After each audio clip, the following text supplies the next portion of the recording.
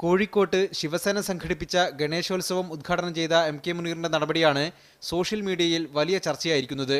ആർ.എസ്.എസിനെ ഒരിക്കലും വിശ്വസിക്കരുതെന്ന് പഠിപ്പിച്ച സി.എച്ച്. മുഹമ്മദ് കോയയുടെ മകൻ ഫാഷിസ്റ്റുകൾക്ക് മാനതിയുണ്ടാക്കുന്നുവെന്നാണ് സോഷ്യൽ മീഡിയയിലെ പ്രധാന വിമർശം. ഫാഷിസവും സംഘപരിവാറും എന്ന പുസ്തകമെഴുതിയ മുനീർ അതിന്റെ രണ്ടാം പതിപ്പിറക്കാനുള്ള വിവരങ്ങൾ തേടിയാണോ ശിവസേനയുടെ പരിപാടിയിൽ പങ്കെടുത്തതെന്ന് ഒരാൾ പരിഹസിച്ചു. പാർട്ടിക്കകത്തുനിന്നും പുറത്തുനിന്നും വിമർശം ശക്തമായതോടെ മുനീർ മറുപടിയുമായെത്തി. സി.എച്ച്. മുഹമ്മദ് കോയയുടെ രക്തം തന്നെയാണ് തന്റെ സിരകളിൽ ഓടുന്നതെന്നും തന്റെ വോട്ടർമാർ സംഘടിപ്പിച്ച പരിപാടിയായതുകൊണ്ടാണ് പങ്കെടുത്തതെന്നും മുനീർ വിശദീകരിച്ചു. എന്നാൽ ശിവസേനയുടെ പരിപാടിയിൽ പങ്കെടുത്ത എം.കെ. മുനീറിന്റെ നടപടി അംഗീകരിക്കാനാവില്ലെന്നാണ് മുസ്ലിം ലീഗിലെ ഒരു വിഭാഗം നേതാക്കളുടെ നിലപാട്. കോൺഗ്രസും മുസ്ലിം ലീഗും സംഘപരിവാറിനോട് മൃദു സമീപനം പുലർത്തുന്നുവെന്ന CPM വിമർശനം നിലനിൽക്കെ മുനീറിന്റെ നടപടി പാർട്ടിക്ക് ദോഷം ചെയ്യുമെന്നാണ് ഇവരുടെ വാദം.